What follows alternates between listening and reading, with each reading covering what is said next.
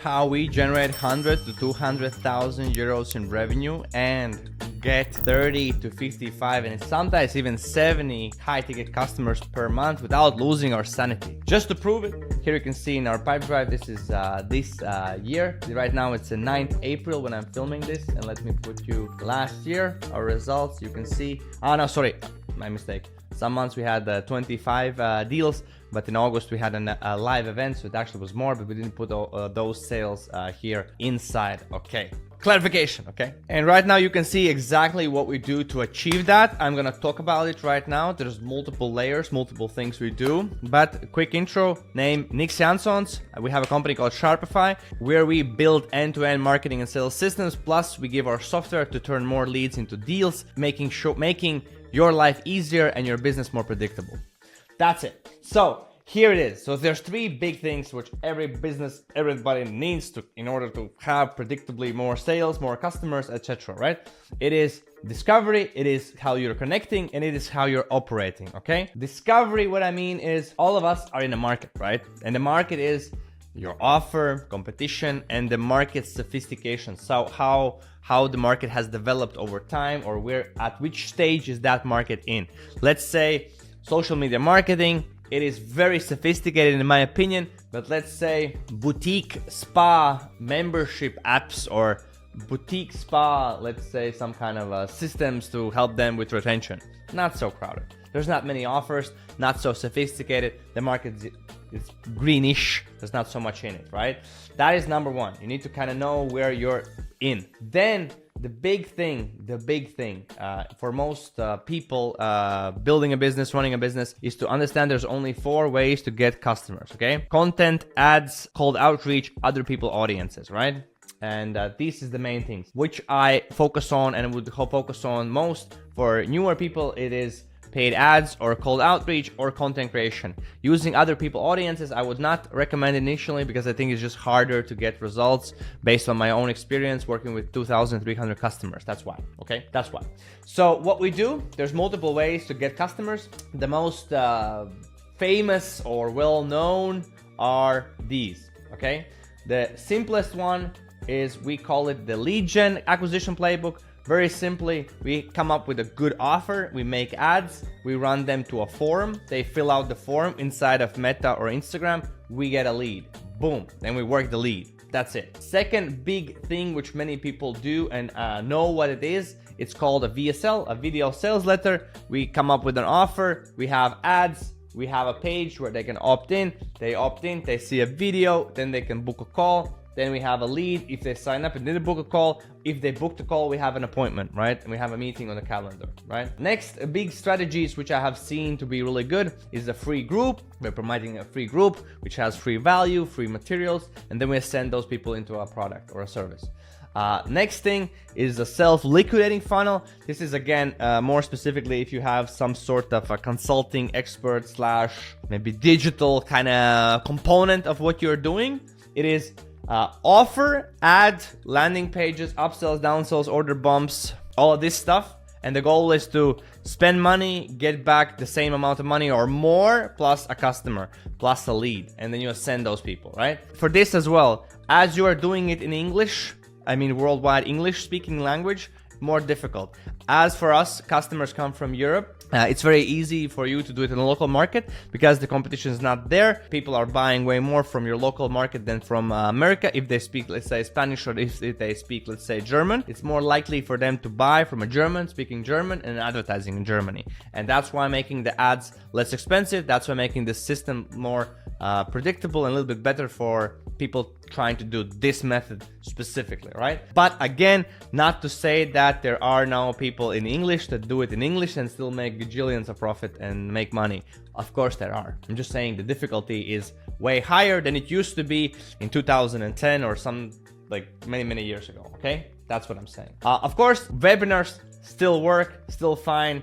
Those are just some of the strategies that I wanted to show before we jump into the next things. And what kind of results still you can get with the low ticket self-liquidating stuff, just like this, right? You can see here, purchases for 3 euros, 6 euros on digital product, purchases around 300 purchases for 3 euros, purchases for 10, 15 euros. But okay, these are digital products that are costing less than 100 euros, just so you know, okay? These are not like 1,000 euro products. Once you know the strategy or have you picked it, and again, like you might be thinking, like, what's the best strategy? There's no right and wrong answer. Typically, we recommend to test with the lead gen strategy because it's very quick, very easy to deploy, fast results, fast feedback, and I still do it to this day to get customers and get sales, so it's working, I think, really well. But I think just pick one, just do it, and then just adjust and make sure that you can be flexible. And of course, realize that as you launch something new, it will take some time to get to ramp it up, to get it to rock and use it. You know, it's gonna take some time. The next thing which I recommend all of us, most of us to do, and this is not just for me. So I have a YouTube podcast where I interview people that do 1 million to the biggest person that has come on my show is like 2.5 billion euro here in Eastern Europe. So a lot of money. Most of them, if I ask them, hey, how would you go from 0 to 1 million? How would you do it? Most of them say paid ads because it's really fast. It's really predictable. And if you understand sales, conversion, team building, pricing, product, market, all of this other stuff, it is still, I think, one of the best strategies to use to rapidly scale. Of course, if you have this new thing, which is a big audience, like the social media, of course, that is insanely good. What I have noticed is just freakishly hard to do it, to have it. And of course, not saying it's impossible, of course it's not, but just it's a little bit difficult. This, you launch, you get feedback really quickly. With content, you make content, you get some feedback, some views, maybe no views. It's different beast. As you may say, okay? And I'm not saying I'm not doing, because this right now, I'm also doing content, right? I'm trying to make content, right? It's the same thing. So it's still good, okay? But that's that one. And then here, I'm not gonna go really in details because we have videos about this where I talk specifically how to turn more strangers into buyers and customers. But the biggest things are, and I'm gonna give you the biggest things which I recommend all of us to do really fast.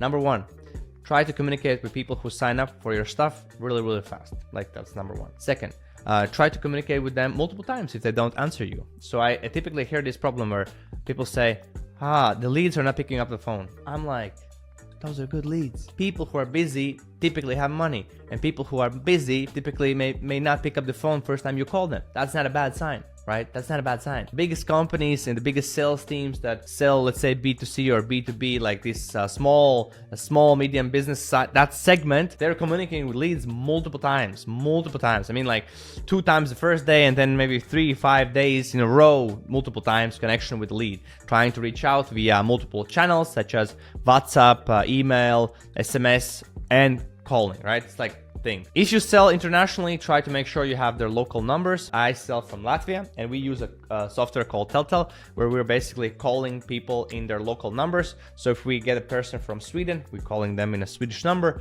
If we get a person from Denmark, we call them in Denmark market. This is a little bit problem for some countries like Germany. So for example, to get a German number is a little bit legally a little bit difficult, so it's not so easy, but it is possible because you need a physical address in Germany to have a German number added to your VoIP system.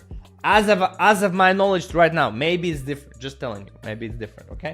As you're gonna get more leads, I recommend you to use some software, some tools like an auto dialer. This is the auto dialer. So basically it means you can import all of your list of leads, and the software can call multiple people at once and just connect you with the person who picks up the phone, and then it can stop. If you have many agents meaning salespeople or people who are going to communicate with this becomes really interesting, because the efficiency of them doing the work, for every salesperson, the main work they should do is talk with customer. That's it. If they don't talk with customer, they are idle. They're not working. I do not believe so much they should be like researching. I think that people spend way too much time on researching. More time should be allocated on them actually speaking with customers, So this tool, which is like an auto dialer, I think most VoIP softwares, most of these virtual phone systems will have it. to just, you have more leverage. So you can add, let's say 1,000 leads for the last, let's say 3-4 months who sign up but have not bought, or you have not yet had the meeting with them. You just add them, and then somebody can call them all the time, just to, you know, kind of get reconnecting with them, picking up the phone. And again, if I'm talking about this, I am from Latvia. I have a Latvian company. In Latvia, it's not a problem to connect with people. But when we're working with international people, and we are in this English speaking, where there is like a small cultural difference, small barrier of language, because it's not maybe the first language, it's English. And for us, as a company from Latvia, most employees are from Latvia. For us, it is also like a gap. So for that case, you will experience this fact of maybe not so easily connecting with people, not so easily communicating with them. There will be this gap. And all of these things, which I'm just adding right now, will help you with your efficiency. Again, should you do it? Maybe not. If your numbers are really well and you just don't need it, of course not. But again, if you want to squeeze out maximum juice, then you could do it. And whenever you're running ads or any sorts of promotion or investing some money, resources in something, you should try to make the most out of it, right? That's just my general belief in anything you do, okay? General belief in anything you do. Next big thing is operations. And what do I recommend? Of course, you should have a CRM. You could use Sharpify. We have our own CRM called Sharpify, where you can easily manage everything, easily track your leads, easily see what's going on, easily track activities, action you need to do for you, your team, etc., and easily connect it with your other resources, so everything is one place, right? Next thing, which I still do, I still have some Google Sheets. Of course, big companies that do like 10 plus 100 million, of course, they have like Power BI, like cooler Google Sheets. They're actually Google Sheets, but they're just cooler. I guess it's like more, they're like cooler. I have seen multiple times these things. Of course, I still use this because I guess I'm a smaller company, but it's okay. Maybe with time we're gonna switch. The next thing is the communication hub. I think multiple companies have it all crazy. They like have these communication channels everywhere. For us, everything is connected in Slack. We like Slack. I like Slack. The team likes Slack. It's very easy to use. All is connected there, so everybody knows what's where they can find help or get help, etc. And everything's connected. And I mean everything. I mean, like, the team can see payment channels, the team can see leads coming in, the team can see meetings booked, the team can see end of day report, all sorts of things. The next big thing, which is like a big company document, I call it the big picture document. This is like a company wiki. Like a company wiki about like what's happening, the policies, the requests, the informations, the resources, the links, like everything is connected in one place, in one document. And then that document has multiple documents, right? As you can see here, it just shares. So it's just like aligned. And whenever a new person joins our team, we give them this to just go through so they can get aligned with what we're doing, what they need, etc., etc., etc. Then we do project management tool. We use Trello or Asana, but we're planning to maybe like switch to Trello, just like simple. Or we're gonna switch to our own tool because we're gonna do something similar inside of it, just a very simple way, everything in one place, just so it's not so crowded. Because I don't think adding more software makes the engine run smoother, but it should enable people to be more effective. And if it doesn't enable people to be more effective, then maybe it's not so good at all, okay? And then a small chart of the team, so everybody knows how the team is structured. This is actually how mine is structured, actually.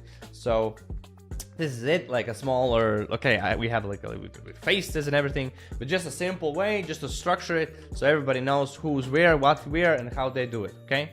I was just blabbling a lot, and I tried to do it a more fun and interesting way for you guys. So if you have any questions about this, let me know in the comments. Hope to see you in the next video, and stay sharp, make a move, as always.